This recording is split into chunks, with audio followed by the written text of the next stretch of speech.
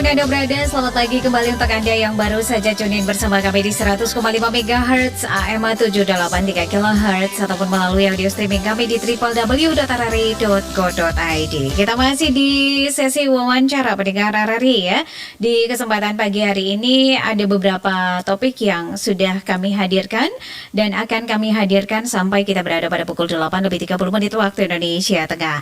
Dan saat ini kita akan update dengan Ibu Margareta Maffoldes da Maga Bapa PJ Sekda Sika ya, terkait dengan Kabupaten Sika baru saja mendapatkan dana insentif daerah atau DID sebesar 5,5 miliar rupiah yang akan digunakan untuk penanganan stunting. Dan dana tersebut didapatkan karena Kabupaten Sika dianggap berhasil begitu ya menurunkan angka stunting di wilayahnya.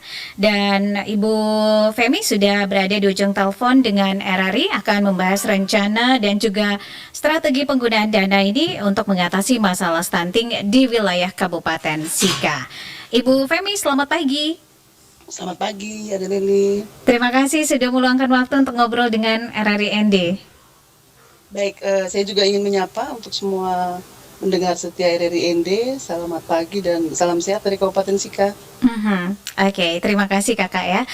Baik, Kabupaten Sika diinformasikan ini mendapatkan dana insentif daerah begitu ya sebesar 5,5 miliar. Apakah setiap daerah di Indonesia itu secara rutin menerima dana insentif daerah setiap tahunnya begitu atau ada kondisi tertentu yang mempengaruhi alokasinya begitu? Baik, ada Lili. Jadi untuk dana insentif ini setiap tahun itu selalu ada dari pemerintah pusat. Selalu ada.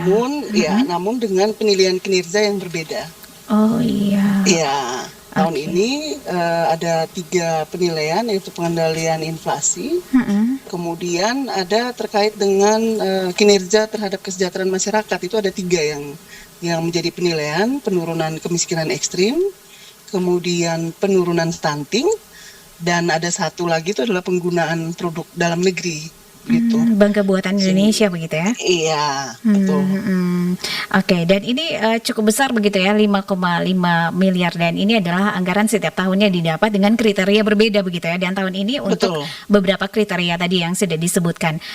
Kalau mau dibandingkan dengan tahun kemarin, apakah juga sebesar ini anggarannya? Tahun kemarin kami tidak mendapat insentif dari fiskal. Ada dana DID, tetapi dari penilaian terhadap pengelolaan keuangan, karena kami mendapatkan WTP 7 kali berturut-turut. Tahun ini kami mendapatkan stunting, jadi baru pertama ini kami mendapat DID dari penurunan stunting. Oke, DID untuk penurunan stunting begitu ya. Dan informasi yang kami dapatkan bahwa Kabupaten Sika ini mendapatkan dana DID stunting ini karena berhasil menurunkan angka stunting, benar begitu? Betul, salah satu indikator penilaian itu adalah kinerja untuk penurunan stunting di tahun berjalan. Memang kalau kita melihat data, saya yakin ada kabupaten lain juga memiliki data stunting yang mungkin lebih rendah dari Kabupaten Sika. Tetapi dari instrumen penilaian itu dilihat bagaimana kinerja pemerintah untuk menurunkan stunting, karena di 1 tahun itu ada 2 periode penimbangan yang nanti harus dinilai, yaitu di Februari dan Agustus. Nah ini penilaiannya termasuk juga terhadap progres data penurunan selama beberapa tahun terakhir. Jadi kita ada kecenderungan untuk menurun dengan berbagai upaya yang dilakukan oleh pemerintah itu. Oke, dan saat ini Sika sudah berada di angka berapa nih untuk penurunan angka stunting? Sika di 12,1%. 12,1%. Yang sebelum ya itu dari penimbangan Agustus. Sebelumnya itu kami ada di angka 13,5%. 13,5. Berarti ini di Mei ya begitu ya. Dan angka 12, sekian ini di Agustus. Februarinya 13,5 dan di Agustusnya kita turun di 12,1. 12,1. Oke. Iya. Baik, Profi sehat ya untuk Kabupaten Sika. Baik, Kak Femi. Baik, dan untuk proses penilaian yang dilalui ini seperti apa? Memang kami hanya menjalankan berbagai regulasi yang sudah diatur, termasuk juga kami melakukan berbagai macam inovasi. Penilaiannya itu oleh pemerintah pusat. Saya yakin kami juga baru tahu setelah PMK-nya keluar Mm-mm. terkait dengan pengelolaan insentif fiskal itu diberikan instrumen penilaiannya. Jadi Hmm. ternyata kegiatan yang kami lakukan selama ini dari sisi perencanaan Ya. sampai dengan penganggaran, perencanaan itu bahkan sudah mulai dari tahun kemarin, itu Hmm. menjadi instrumen-instrumen yang dinilai. Seperti Hmm. itu. Jadi kami juga tidak menjalankan sesuai protap, kemudian dengan komitmen Mm-mm. ini menjadi program prioritas dari nasional sampai ke daerah. Kemudian kami juga terus dipacu untuk bisa melakukan penurunan kegiatan di provinsi kami ikuti. Provinsi pun juga memberikan reward Ya. melalui penghargaan-penghargaan terhadap berbagai upaya dengan penilaian dari provinsi. Tapi Mm-mm. ternyata juga ini tahun ini diberi penghargaan khusus dari pemerintah pusat dengan dana insentif ini. Oke. Nah, program unggulan apa ini yang diterapkan begitu ya di Kabupaten Sika sehingga bisa menurunkan angka stunting? Kalau di Kabupaten Sika mungkin Mm-mm. terakhir 2-3 tahun ini kami banyak melakukan inovasi-inovasi. Mm-mm. Jadi khususnya teman-teman pelaku Ya. dinas kesehatan itu banyak melakukan inovasi terkait dengan posyandu remaja. Tetapi Mm. memang kalau kita lihat dari kriteria penilaian itu salah satunya Ya. dimulai dari proses perencanaan untuk 2024 yang kita lakukan di 2023. Dari adanya rembuk stunting, kemudian di tahun 2023 itu kami untuk Musrengbang Kabupaten itu kami membuat tematik. Jadi Musrengbang tematiknya itu adalah menurunkan stunting dan kemiskinan. Jadi semua kegiatan yang diusulkan oleh desa melalui Musrengbang itu diarahkan untuk dalam rangka penurunan stunting. Sehingga kegiatan yang bersifat fisik kami tinggalkan, betul-betul murni untuk penurunan stunting. Nah, itu tahapan dari awal perencanaan. Kemudian kita lanjutkan dengan kolaborasi, karena stunting ini konvergensi. Ya. Dia tidak spesifik ditangani oleh satu perangkat daerah, misalnya dinas kesehatan. Karena dia itu penanganannya harus sensitif dan spesifik, dan itu melibatkan lebih dari 10 perangkat daerah. Konvergensi. Nah, ini pun dari sisi perencanaan kita harus melihat alokasi intervensi anggarannya, itu harus mencakup dari 10 OPD ini. Karena mereka berperanan untuk menurunkan angka stunting, tidak hanya kegiatan-kegiatan yang secara spesifik itu dilakukan dari sisi kesehatan oleh dinas teknis atau dinas kesehatan. Jadi kerja kolaborasi begitu ya antara 10 APD Betul. yang ada di Kabupaten Sika untuk sama-sama Betul. menurunkan angka stunting. Lalu Betul. Kak Femi, apa saja kegiatan atau program konkret yang nantinya ini direncanakan begitu ya oleh Kabupaten Sika untuk penanganan stunting menggunakan dana DID ini? Tapi sebelumnya mungkin saya tambahkan lagi kolaborasi yang tidak kalah pentingnya itu juga adalah dari desa. Oh, dari desa, oke. Dari desa ya, karena kan ada kegiatan yang kami lakukan, contoh dari sisi pencegahan, itu dari anak remaja dikasih tablet tambah darah, kemudian ada calon pengantin, ini pun juga didampingi, kemudian ibu hamil itu juga mendapatkan intervensi, sampai di ujungnya itu adalah pemberian makanan tambahan PMT. PMT ini kan sebenarnya metodenya seperti pemadam kebakaran lah. Jadi kita memberikan PMT dan itu alokasinya oleh dana desa dan juga dari APBD. Kemudian ada juga kolaborasi dari pihak-pihak lain melalui berbagai kegiatan. Jadi kolaborasinya sudah cukup baik. Sementara untuk penggunaan dana DID ini, memang karena turunnya di menjelang akhir tahun.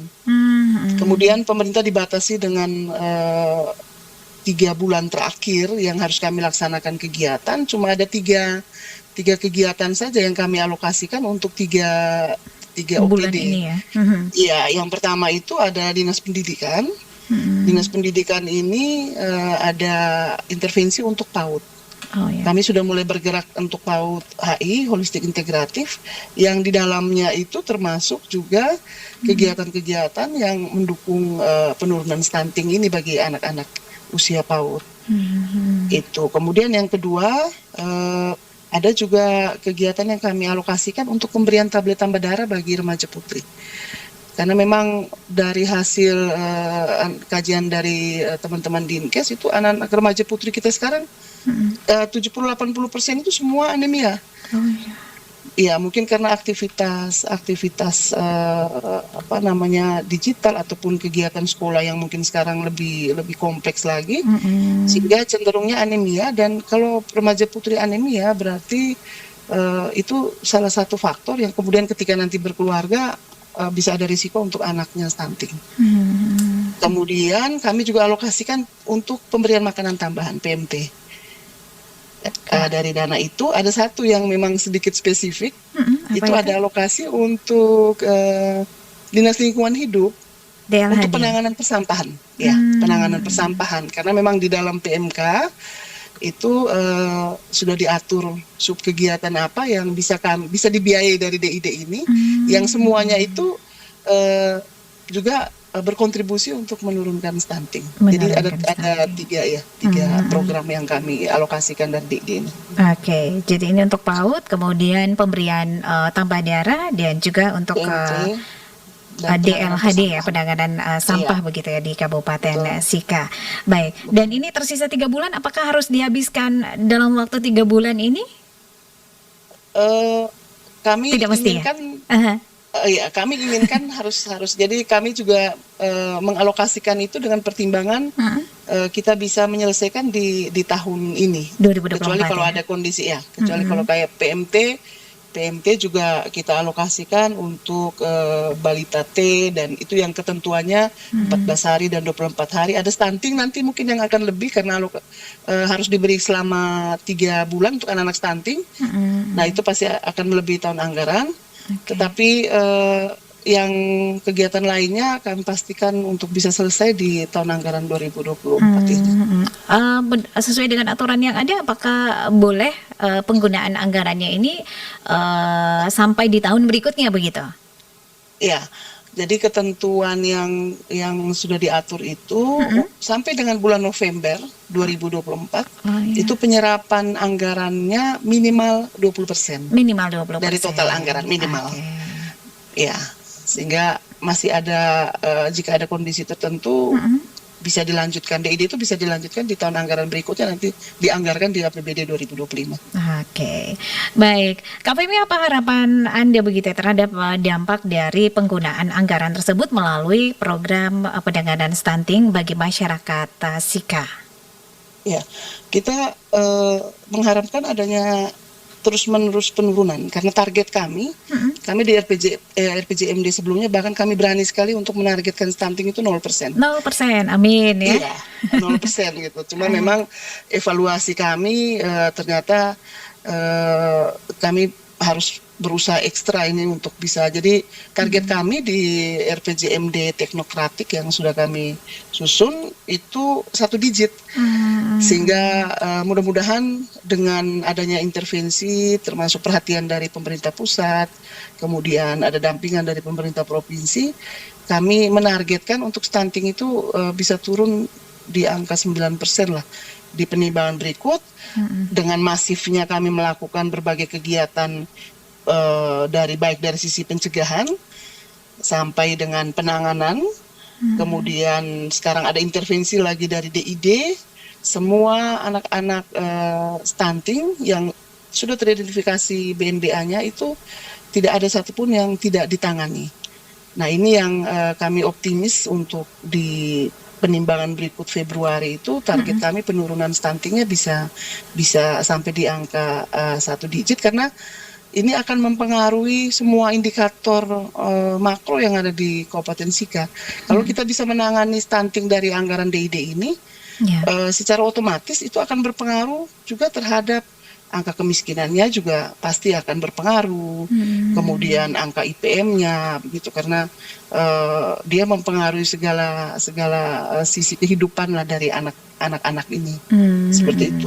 Oke, Kak Femi tadi disebutkan indikator-indikator untuk mendapatkan DID ini adalah salah satunya pengentasan kemiskinan, kemudian penurunan inflasi, ya, dan bangga Iya, buatan Indonesia begitu ya. Dan RRI juga iya punya betul. program-program itu, dan diharapkan untuk Kabupaten Sika bisa ikut ambil bagian dalam program-program Siap. acara siaran di RRI, dan kami siap untuk membantu pemerintah Kabupaten Sika untuk mensosialisasikan program-program kerja di Kabupaten Sika. Baik, Kak Femi, terima kasih untuk waktunya dengan Terima RRI ND pagi kasih. hari ini. Salam hangat Terima kasih, dari Ade ND Lili. ke Ya, Sika. Ya, baik. Terima selamat kasih. pagi. Selamat pagi.